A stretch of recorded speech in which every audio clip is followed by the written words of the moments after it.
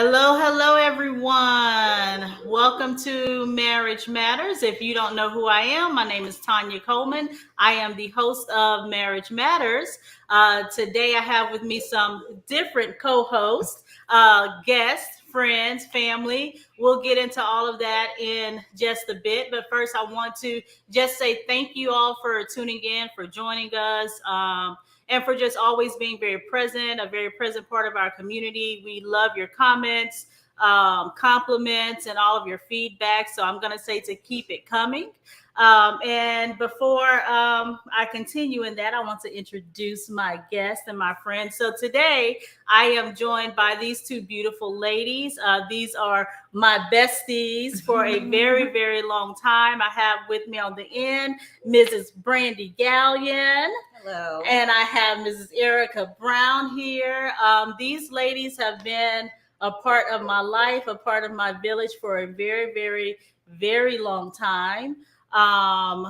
When Brandi and I met, we were in college. We met in a class at McNeese. I don't remember the class. Was it like child psych or something like that? I couldn't tell you. It was something like that. I don't know. But we met in class and started, chatting and getting to know one another. We wound up working together and then going to church together. And we just started doing life together. We had a lot of things in common. So if you'd like to say something to the people, Brandi. Okay. I am Brandi Gallien. I am the mother of three, been married almost 20 years, 19 years. And wow, Tynia and Erica have been a big part of that journey. Yes. And so we've known each other now. I've been married 21 years. We knew each other for a couple of years before I got married. So it's been 20 plus years. Yeah. And then there's Miss Erica Brown. I have the funniest thing to say. Okay, I'm gonna make you hold that. Yes, okay. So Erica has been in my life now for what, 15 years? Probably about 15 years. Yeah, for sure. I think Bethany was my baby. Yes, she was the baby. No, Bailey was the baby. She was like 4 or 6 was weeks the baby old. because Bailey will turn 15 on Tuesday. Lord yes. knows. So Erica has been around since then. We met at church. Yes. She probably was the first person besides my mom and my mother-in-law who actually, I don't know if you babysit the girls because you had your hands full. I probably wasn't babysitting at the You time. probably were not. I had my own personal baby. Yes. So I think Erica was the first person that probably babysat my kids besides my mom and my mother-in-law. Yes. And that's a whole nother funny story. But we have been in one another's lives 15 years, 20 plus years. And we do life together. It is such a blessing when you find people who there's so much diversity, but there's so much similarity between all of us. And when you find people that you can actually build trust with, and there's no judgment, you can fully and completely be your authentic self. That is very rare, and it's really, really been a blessing to me having both of you in my life. And I know I am like probably the older one in the group, but you two have both definitely poured into me. That I really hope that I poured into you as well. So, absolutely. Erica, I didn't give you a chance to say what you wanted to say. I was just going to say y'all jumped me into the group. We jumped you in. Yeah, we kind of just said we bum rushed you. Yes. Yeah, you belong to us. Yeah, just let me in. Yeah. So these ladies are phenomenal in their own right. I really wanted to bring them on to really talk about motherhood. I know we're in the last Sunday of May, and this is the month to celebrate motherhood, but this is also Mental Health Awareness Month. Yes. And there is a lot to be said in that space of mothering, mental health, friendship. Absolutely. All of the things, right? Yes. And so I wanted to kind of chat with you all about that. We don't have a script. We are just really flowing. And that's how I like to do podcasts, because it's natural, it's authentic. But I wanted to really talk about the importance of and I know we have relationships with other people outside of this space, but I know for me, you guys, besides my husband, are the people that know all of the things, Yes. about me, and that I know that I can be completely raw with and completely open with, and there not be judgment. You're going to tell me when I'm wrong. You're going to support me when I'm right. You're going to support me when I'm wrong, but you're going to tell me. Right. Yeah. And so I wanted to talk about the importance, first of all, of having this dynamic in your life as far as motherhood is concerned. Now, you have here a woman on the end who has 3 children. Our children are 6 months apart. Like, you have your oldest son is Right. 6 months older than my oldest daughter, and then she has a set of twins who are 6 months older than my youngest child. So you have 3 children, and their ages are. My oldest is 17. He will be 18 next month, and the twins are 15. 17 and 15. Yes. And then Erica has 2. Yes.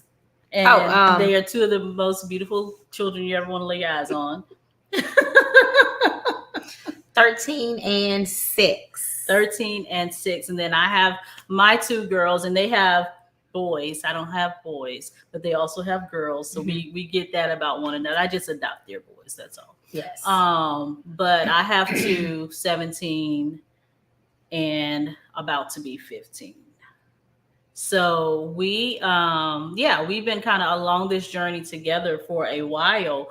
I remember when I found out that Brandi was expecting. When you called me, I was at a baby shower for another friend, and you told me that you were expecting, and I burst into tears. Like, I was expecting, and I was working on expecting, but we hadn't gotten there yet. Right. So I was elated, and I was elated the second time, and the same thing for you. You know, it's amazing when you just have that connection with people that when good things are happening in their life, you're happy for them. So I want to talk a little bit about your intention with raising your kids. And I think sometimes we do it without thinking about it, but if you can put a little thought around what thus far has been your intention with raising your children. And Brandi, I'll start with you.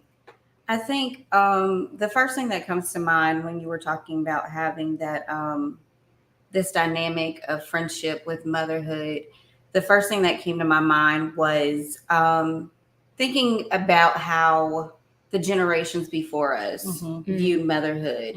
And I remember starting the motherhood journey. That was the image that I had before. That was the mirror I had to look in. And I thought I had to do those things in order to be a good mother. And when those things didn't work out, like everything be in place and the children look like this, and and have the dinner ready and do all those things. And when you fail to meet those expectations, it drains on you. Should I work? Should I not work? Yes. All those different things was set before me in that motherhood journey. And when I started to let those things go, the journey became easier, and then I could define it for myself. Yeah. And I think that's where my intent begins. Like, for me, my role as a believer is first, and I let that carry me through the journey of motherhood. So my intent is just to raise happy and healthy and whole people. Yes. And it doesn't look the same with each child. Yes, that's so true. And I think that's something you learn along the way. Yes. Is that it doesn't look the same with each child. That within itself is a lesson to learn. Erica, what about you? I would venture to pretty much echo what Brandi said. I kind of came from a background of where I didn't really necessarily have a mirror. My mom was disabled. She also did not work. So she was always kind of around the house. And not to speak badly of my mom, but she didn't really live with anything to live for. She was just kind of living each day as it came. Sure. So I was completely petrified to become a mother. When I found out I was pregnant, I was like, this is not supposed to be happening, even though this is what happens. So I would say my initial beginning to motherhood was very kind of jarring, and really Lee kind of helped me try to define more so not what motherhood would look, but how parenthood would look for both of us. Because he was always wanted to be a parent. And so I think I gleaned a lot from that. And then as my children got older, you start to you start pick up what you want your kids to be perfect, and the house to look a certain way, and like, they got to be dressed in the finest and the best and this and that. And then you begin to realize that that's all really kind of empty. Sure. And then my intention shifted to, okay, I want to raise happy, whole, healthy, kind humans. Yes. And when you shift your intention to that, you also, for me, I completely have released myself from wanting to be a good mother. The word good mother, like, it puts so much pressure on you. And I just want to be the mother my kids need to thrive. Yes. That's where I am. Yeah. That's good. That's so good. Now, I kind of think on those lines too, as to I want to be the mother that they need me to be, because I feel like God gave me the children that I need. Yes. Even in the challenges and the struggles that come with it, it's like, God, I needed this kid because she's helping me to grow and to change in this particular area. Yes. So Brandi, you mentioned something about looking at the examples of motherhood that you had, before you, and you have been, from McNeese to the classroom, you've been an educator like all of these years, and now you are, given the gift of running a school and still mothering, these adolescents. It's kind of like, wait, what do I say? Are they children? No, they're right. Like adolescents and becoming young adults really, really quickly. How have you found your rhythm? What is that you kind of figured out that's working for you? I don't think I figured anything out, to Okay. be perfectly honest with you. I think it's a daily journey. I try my best to not miss those moments, because I do feel like early on in my career that I may have missed some moments, that might have been important to them. But for me, and I think people see it within me, I just always want to be an advocate for my kids. Yeah. No matter what, because I'll drop everything. Yeah. And if they need me, I'm going to be there, because I know that was something I felt like I was missing growing up, that I was looking for someone to be my advocate. Yes. And I think that's also the thing that draws me to being an educator, is being an advocate for for people who don't have a voice of their own. So I'm always going to be an advocate for my kids. So I don't know if that's what that means to find my rhythm, but I really don't, because it doesn't always work out the way I expect it to work out daily. So I don't want to paint a picture that like I have this made and the lunches are made and this is done. Right. Because that's all a lie, Yeah. And I used to do those things. I used to get up in the morning, make breakfast, pack the lunches, and iron all the clothes for the weekend, all those things. But I don't do those things anymore because they're capable of doing those things themselves now, thank God. But just making sure that I use my calendar to the best of my ability.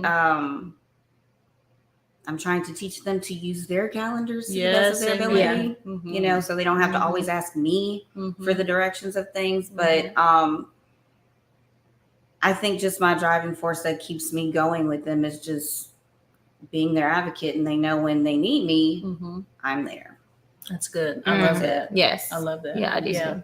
Yeah, that's it. Yeah. So Erica, your kids are a little younger than ours. And so your youngest is Zoe 6. Emmanuel's 13. I keep struggling with that. I know. I promise I want him to Brandi always says to she be needs a 10 calculator. for the rest of That's his what she life. said. Yeah, she does not want Yes. Yes. I want him to be 10 forever. I know, But me too. He corrected me the last time we were together, like 13. 13, yes. Okay. Yeah.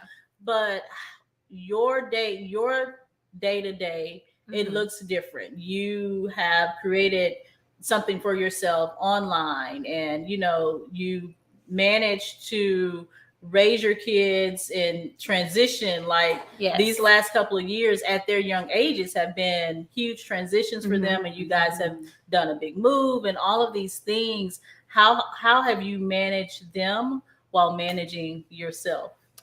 I will say this. The one thing that I was telling Lee this on my way here is that I have not been a mother without you guys. So for me, like kind of paying attention to what you guys have done, I've been able to add those little pieces to my life. When I was pregnant with Zoe, I went and watched the kids. I mean, I was just a warm body because I was like shocked into smithereens because the Galliens, like they had a routine. It was like, I was like, oh my God, they're like, they don't even like really need me here. Just need an adult. They just needed an adult, but for legal my mind. So what that taught me was that you either are mirroring it and you're teaching it, and also to your children. Always, we think they're not picking up what we're putting down or teaching them, but the moment you're gone, they go into full mode of I've been taught. I have this, I can do this. And so that really helped me along the way. I would say our move was fairly seamless because we talked it out with the kids prior. And I think the thing that they rely on the most is that we are a family unit. And communication is a really big tool that we use in our home. And we let them know that their feelings matter, their thoughts matter. We want your input. Is this something you guys are up to? And that was, we followed and trusted their feedback, and they were open for something different. That made the transition virtually seamless. On top of other things, I believe it just worked out to be God's plan. My day-to-day is different because it's not necessarily like structured like I'm going to a job, because obviously we're self-employed. And so that allows me to have a little bit more flexibility. But if not, I have to be almost as tight with my schedule as if I were going to a job, because the time just gets away from me. And also too, that I'm mindful that they're watching what I'm doing. They're going to mirror, okay, I'm getting up in the morning, I'm structured, I'm doing this, I'm making my bed. I find that you can see little moments throughout their patterns, like, oh, they're watching what I'm doing. So to me, I think setting intentions on what you do really and it helps what they end up doing. So I think that's so true. I was thinking of something the other day that I wanted to see more of in the girls, and it was like God was like, okay, well, you need to do more of it. Yes. If you do more of what you're wanting to see in them, then they will begin to do more of it too, because they're watching you. Yes. And they're imitating you. Even at 17 and almost 15, they are watching and they are imitating you. So I think that that's really true. I was gonna say, when you said that about when you went over to watch Brandi's kids and how they just kind of had their little, they had it down pat. Routine down pat. Like, you do have that. You do give that routine and that structure. I mean, from what I've known of you all these years, you just operate that way. Even when you were living at home with your mom, I go up to Brandi's room, I'm just like, this chick got stuff together. Just like, I don't know who y'all are looking at, but okay, I'll accept and it. know what you want, and just like, Yes. You have, that's just always been who you are. I think Yes. sometimes things just happen and life is moving so fast that we forget. That's just, I'm operating out of that natural space. Yes. For sure.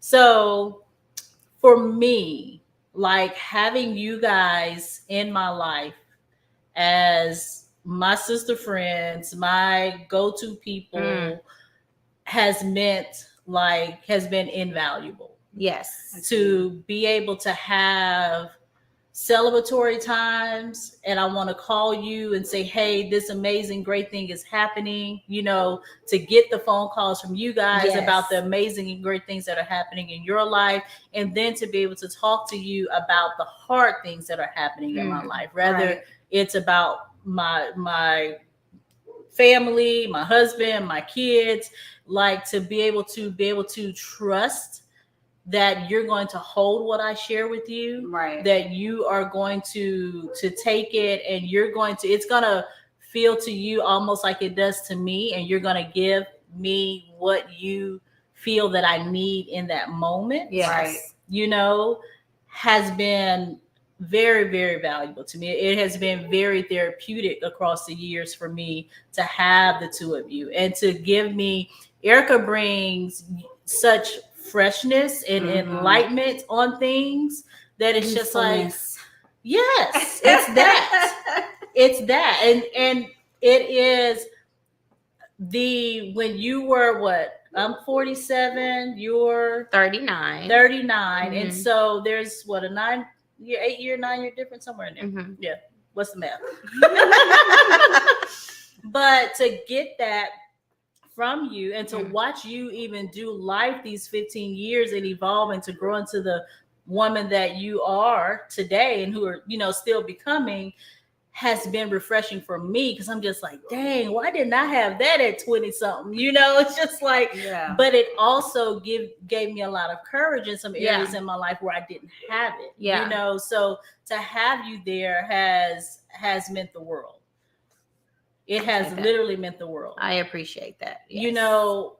I want to hear from you guys. Brandi, I mean, like, we have shared some moments where literally, like, on two wheels, coming to each other's rescue, Oh, yeah. And this is before kids, before marriage, before all of the things, and so for me to move to a new city where I knew no one but my mother and my sister and people who they were connected to, and to find a sisterhood, that was all God. It was all God. It really was. Backstory about that. We actually lived in the same apartment complex and never knew each other. Yes. At all. Yeah. We even had a mutual friend who talked to both of us on a regular basis, and we never knew each other. Yeah, I think you did that intentionally.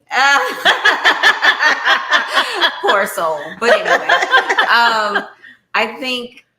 Wait, what was your question? I'm trying to go back to. No, I was just talking about just how God facilitated this friendship. I do remember coming home from college when I first moved back to Lake Charles from Baton Rouge, and I had my high school friends, and my other friends were still in Baton Rouge, and I remember specifically praying and asking God to just bring me the type of friendships He wants me to have. I remember that prayer very specifically, and then you came. That was. It's just been very good. I know you talk about Erica being the youthfulness and the freshness, but I know for us, you're kind of like the peacemaker. You keep us grounded when we're ready to roll up, So I know that's the role that you play with us, because, sometimes, we feel a little scrappy. Yes.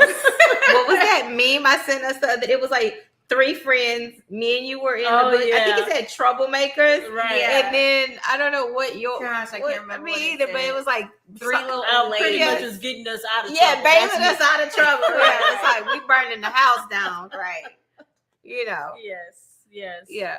But it's been really, really beautiful. And I think seasonally, God, I think when we needed an Erica when Erica came in, we needed one another when we met, and we needed you when you came in to our lives, and our lives have changed so much. Yes. When you think about it, our lives have literally transformed so much since the beginning of this friendship. Yes. It just blows my mind. It really does. Yeah. God is amazing. Yes. God is amazing. I wanted to ask you all, what does it mean? What does the dynamic of having other women in your life to support you through some of the challenges that you've experienced with your children, with mothering, even if it's not with your kids, but there's an inner thing that happens sometimes where you're struggling, like, okay, God, I don't know if I can do this. Yes. Like, what does it mean to have women in your life to walk this journey with you? I will say for me, I remember, I'm going to quote Beyonce here. I can't believe I'm about to do this, but I remember I was watching a Beyonce documentary, and it was towards the end, and the interviewer asked her, like about her relationships. And she said, gosh, I love my husband. She was like, I adore him. I love to be with him. She said, but there is nothing like being with my girlfriend. I'm getting chills just thinking about it, because obviously, the dynamic in the relationship is different, but I feel that women, when it's a true friendship and a true sisterhood, you have the ability to literally bare your soul and share your deepest, darkest secret or the best news on the planet. And there's something about knowing that these two people, they're going to cry with me. They're going to fight with me. They're going to have bail money ready. Listen. They're going to fight for my children. Yes. They're going to pray for my children. They're going to love my children. There has never been a moment in my mind that I had to say, okay, who can my kids be safe with? Ever, because I already know the answer to that. I don't have to dig. I don't have to, it's just something about safety. And I know oftentimes women get a bad reputation for not being good friends to one another. Right. But I can honestly say, I believe that what we have is very unique, but I also believe it's not an anomaly, right? I believe that there are women around the world that hold these same bonds. I am just grateful that I am on the experiencing end of it. Right. I have learned so much from you two, because I obviously said there is an age difference, but the thing, you guys never made me feel like I was the younger friend ever. Right. I don't think I've always felt like I was an equal. And that has allowed me to just pull and glean and grow up. You guys have taught me how to be a mother, a wife, a woman, really. And so for me, I cannot trade that. And even in moving, I never, sometimes you move away and you think, okay, the dynamic is going to change. But I don't feel that. I mean, sometimes maybe time may go by, but there is nothing about our dynamic and our trust and our friendship that has changed. And I'm grateful for that. Yes. I agree. Completely agree. I mean, there are months at a time that go by when we don't, see each other or talk other than through a text message. And we used to be together every day. Literally. Yes. Literally. But yes. Just with the dynamics of our lives changing, you don't have that. But the other thing I wanted to point out, you two are the closest friends that I have within my circle with dealing with motherhood. But also, like you said, we do have other friendships outside of this. And I know, like, there are work friends that have kids the same age as mine, that they feel what I feel, the same way, because they know the work environment that I deal with. And sometimes, she knows who she is. I won't say her name, but like, she may need to come to me and vent, and I may need to go to her and vent, because we're kind of like in the same, in that same space together. So just being able to have that, have that person that you can talk to, to help you get through those hard days, it's invaluable, like you said. And I think true friendship doesn't mean that you have to talk to a person every day or, always have something to give to them. But when you say, hey, I need a conference call, or hey, can we talk? All right, I'm going to pause. And I'm going to hear you out, and, even my friend best friend from when I was 10 years old. I was having a bad day on my way to work. I know y'all were busy early in the morning. I know she's a nurse, so I know she gets up early. Right. And I called her and I was like, you know what? I quit. I give up. She said, no, you don't. Yeah. You know, you're going to get out of that car. You're going to go do what you have to do.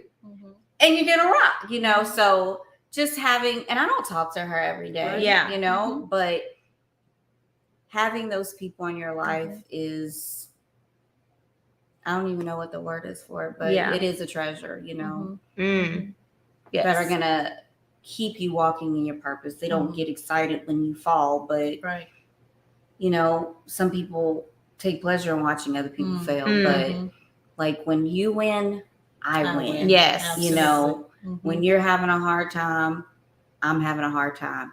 If you're upset and somebody made you mad, just tell me where to go. Yes. You know I'm coming. Yes. We ready. I'm ready. What you want me to do? Thankfully, we have not broken any laws. No, we have not broken. But listen, when she said that, I thought about when we took that trip.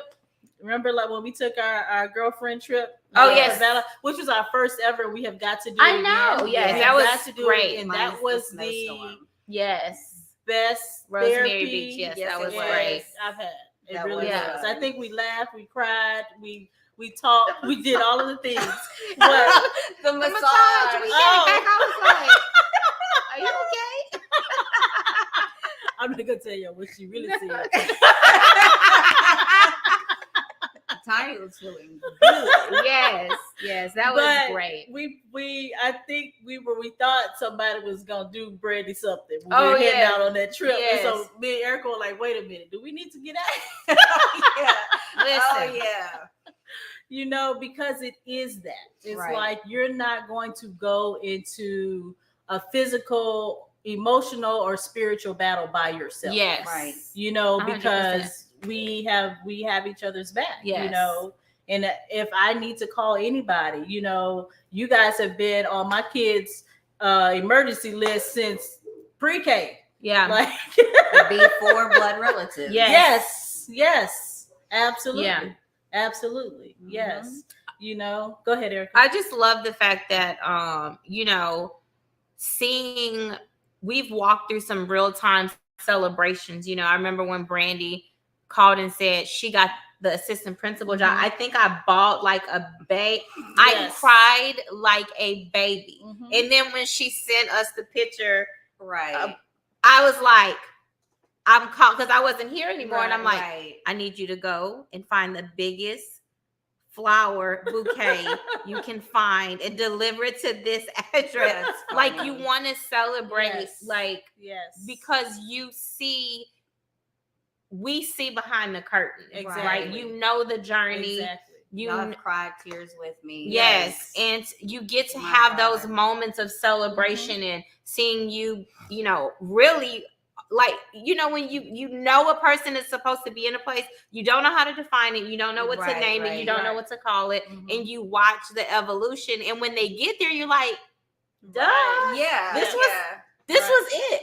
And so to even see you doing that, you know, and being an amazing, you know, licensed counselor and therapist, that gave me, I've always been pro therapy, but that really gave me permission to be like, all right, Erica, like, let's find you an amazing Black therapist like Tanya. She can't be your therapist. Right. Listen, one time I called her when I was done. I said, "Sid, what's your cash app? Because I know I owe you some coins.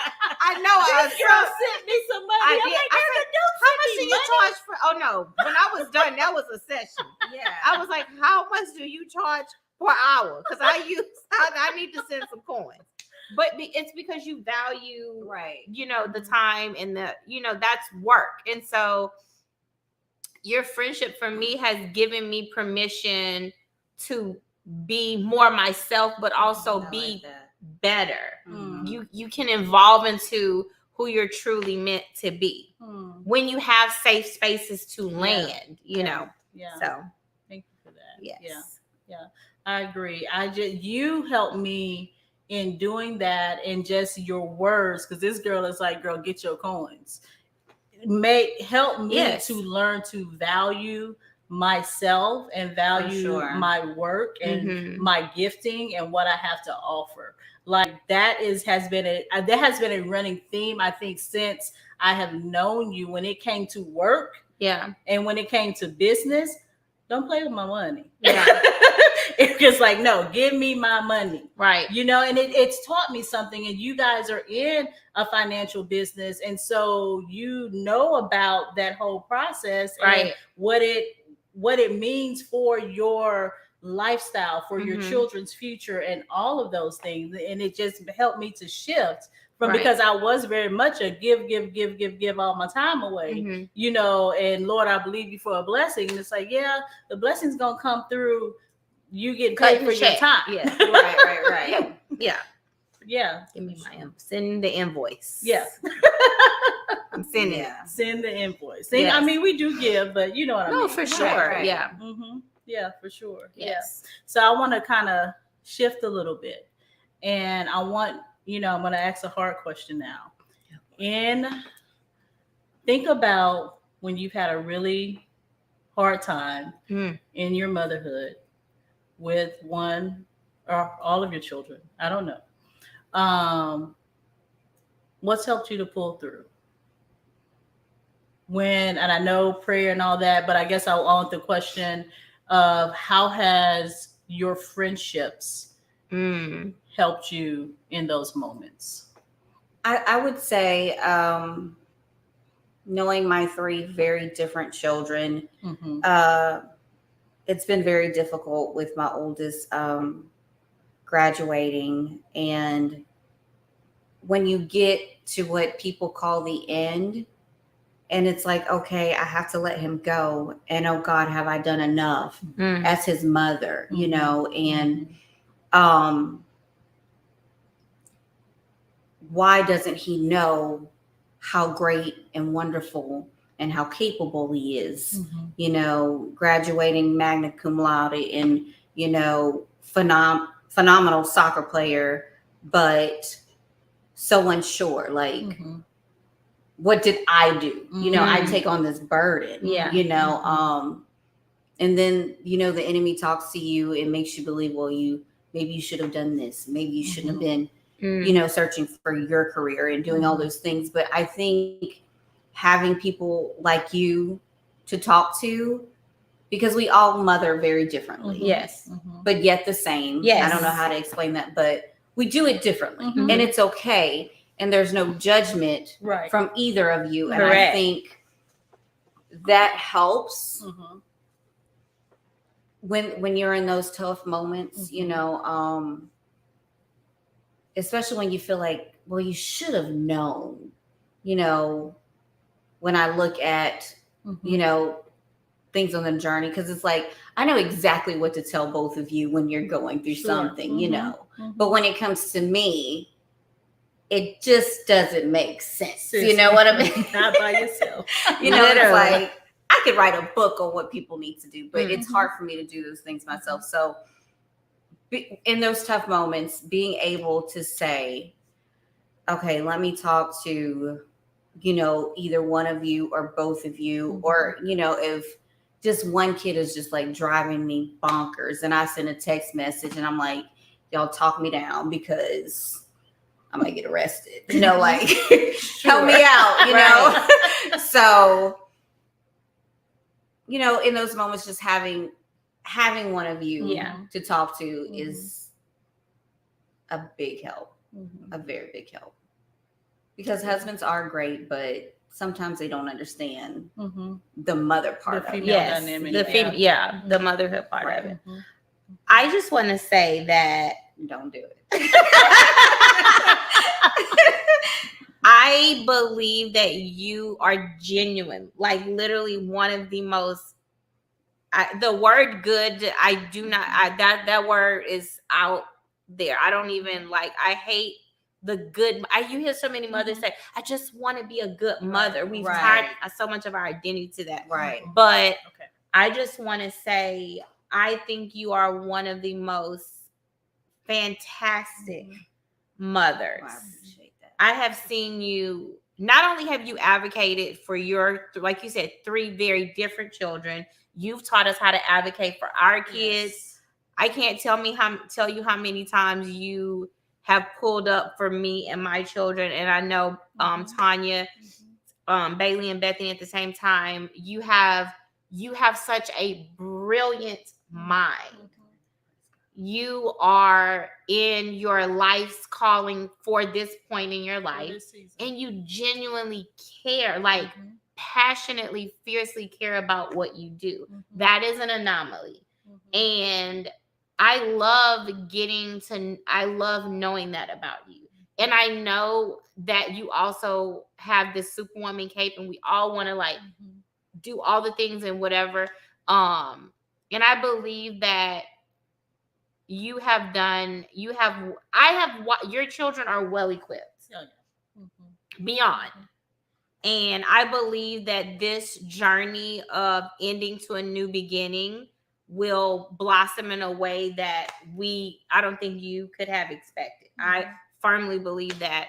And you have taught me really how to fight as a mother. So thank you. Literally. And you're Zoe's biggest. Zoe came into the world and it was like Team Zoe. Yes. So I knew she was brilliant. The moment I laid eyes on her, she was brilliant. If you don't have a team like this, a crew like this, you need to get you one. I'm telling you. Yes. Get you a crew like this, a real crew. So yes, I concur and second everything that Erica just said. You have been a superstar in my eyes since day one. Yes. Yes. So I need for you to know that. Well, I feel the same way about you guys, I do. Because you're the peacemaker. You're the calm. And I know you don't like to assign identities to people, because when you step out of that role or that identity, and it's like a big shock to everybody, but you are the peacemaker and you are the calm, I think, Erica, you are just I don't know, you show me how to escape. Like from the day to day, you're always like, well, let's do this. Let's try this. I don't know how we ended up at Cala, but I'm glad we did. Yes. But, those are the things that I get from you, just learning how to escape and learning how to refuel myself. So I appreciate both of you for the role that you play in my life, Yes. Yeah. Yes. Yeah, Erica will help you escape and teach you how to live life at a different level.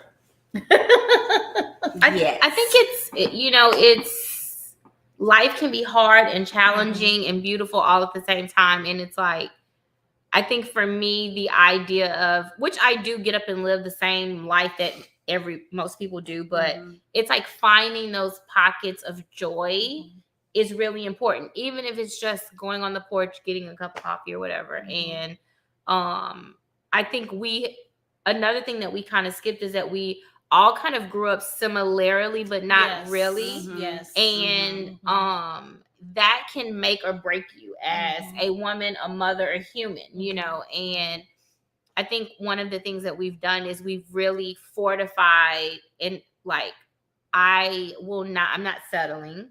I don't want to repeat these same things. Right. And we've really, I feel, challenged the social norm of how things were done before, Sure. Absolutely. and totally not knowing what we're doing, but at the same time, trusting God, trusting ourselves, trusting information. Yeah. I know for me, motherhood has always been very challenging behind the scenes. When I just had, because my kids are almost 7 years apart, and when I had Manny, it was like, oh, you have one kid, it's an accessory, Lisa Bevere. I think I listened to that teaching at your house, and it was like, oh, I'm the cool mom. I just have one kid, he's a boy, we can do all the fun things. And Zoe came and literally blew my world up. And I'm like, I don't know how to mother a daughter. And it was very challenging because she knew all of my points, my trigger points. Right. And what I learned is that, never challenged you. Never. She's tapping into all the unhealed parts of myself. And when I began to work on that, I was telling Leah, I was like, I don't even like yell anymore. because it's like I have more bandwidth because Mm. I'm not operating at such a low level of living, Right. you know, where you don't really understand what's going on, but you know, there's something there. Yeah, absolutely. I don't know if that's a younger child thing, you know, because it's in, and I guess your oldest kid, and maybe it's the parenting, it's like all of the things almost, you know, you do all the things to make sure that every box is where it should be, every T is crossed, every I is dotted, and then the next time around it's just like I'm tired or I don't know what it is, but sometimes that youngest kid is the one. The oldest does challenge in their own way, they do grow you up in their own way, but that youngest child is like God's finished work.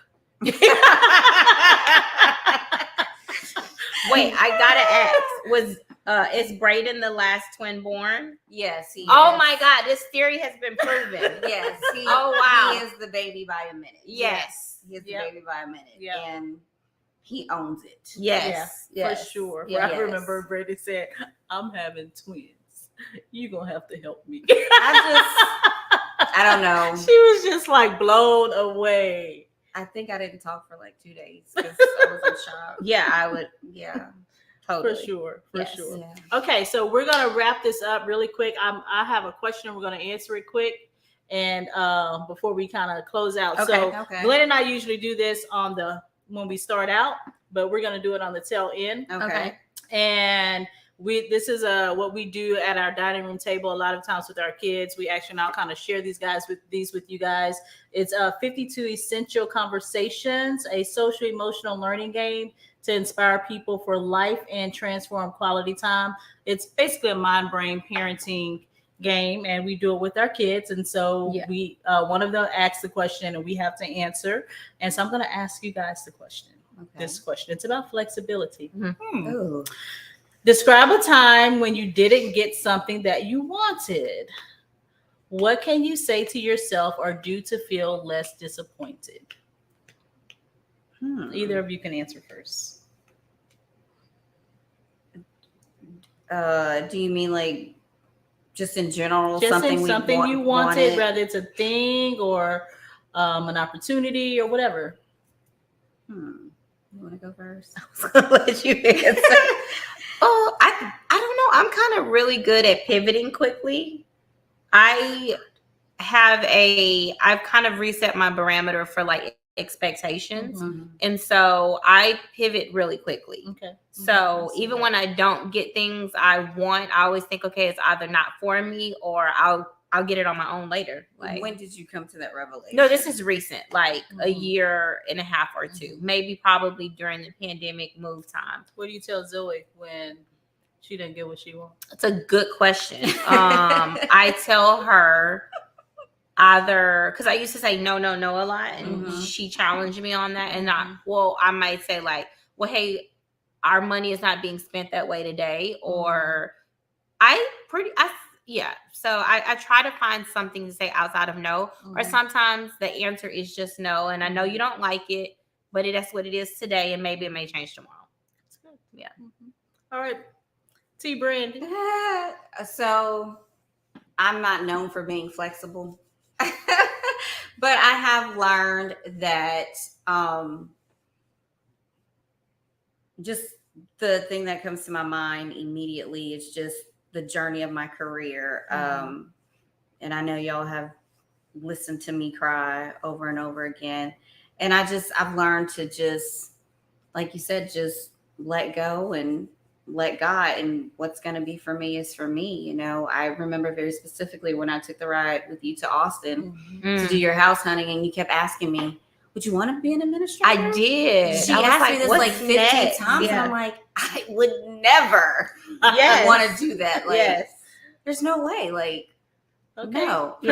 Principal Gallien. Yes. So, and I didn't tell anybody. Like, I don't know what made me do the interview, but I had a conversation with a friend, and I went to the interview, and I sent you a picture. I love the way you did it too, by the way. So like, I love think the way you did that. Just learning to trust. I think I squealed when I saw that picture. Yeah. And I think that's something I'm trying to get my kids to understand. Like, I think for my kids, it's been harder for them because it seems like they're just so used to things coming easily and naturally to them. Mm-hmm. So them having to wait and figure things out is a very new challenge as they move into adulthood. Yeah. You Yes. know, like the running joke is like, you know, we're Galliens. What are we going to do? We're here. We're going to take over the world. Right. Like we show up, we're going to win. Right. But sometimes winning is not that easy. Mhm. Sometimes you have to do a whole lot of work, the Right. ugly stuff, Mhm. before you do the shine. Because Yeah. it's never about the win at the end. It's Mhm. about what you did Right. Yes. before that. So it's getting them to understand Mhm. that. Mm-hmm. So Mhm. Yeah. And I'll answer the question for myself.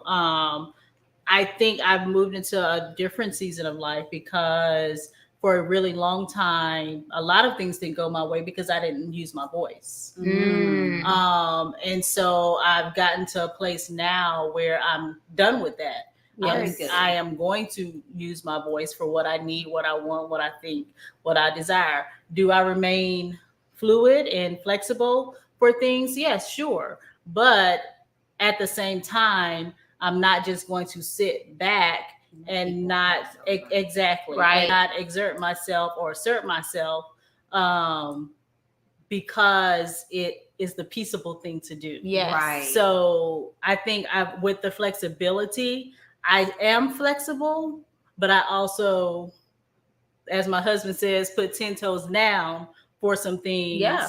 Because I've lived my life that way for so long, and I found that it has not served me well. Very good. So, yeah. Yes, that Very is great. And so, what I would say to my kids is that because I have one who is super rigid, and it has like everything has to go just how she played it in her mind, Mhm. and teaching her how to shift and not allow things to stress you out so much, and how to be fluid in moments while at the same time still advocating for yourself. Yes. The other one, on the other hand, baby, she gonna advocate for herself. You know, sometimes we work on it outside of this space with her. We have to work on it outside of this space, Right. but she has it in her to do. So Yeah. we just continue to kind of work through that process. So Yes. thank y'all so much for Thank joining you. me. so much. I hope that you guys enjoyed our conversation. I really hope and pray that you have other women or men, if you're a man, in your life that you can go to, and you have this similar kind of bond of just support, of, you know, brotherhood, sisterhood in your life to help you in your mothering and fathering journey, which Glenn is going to talk to some fathers next month. So I'm super excited about that. But yeah, thank you guys for joining us. And this is Tynia Coleman along with Erica Brown Brandi Gallien. and we are reminding you that your marriage matters. Thank you guys. See you next week.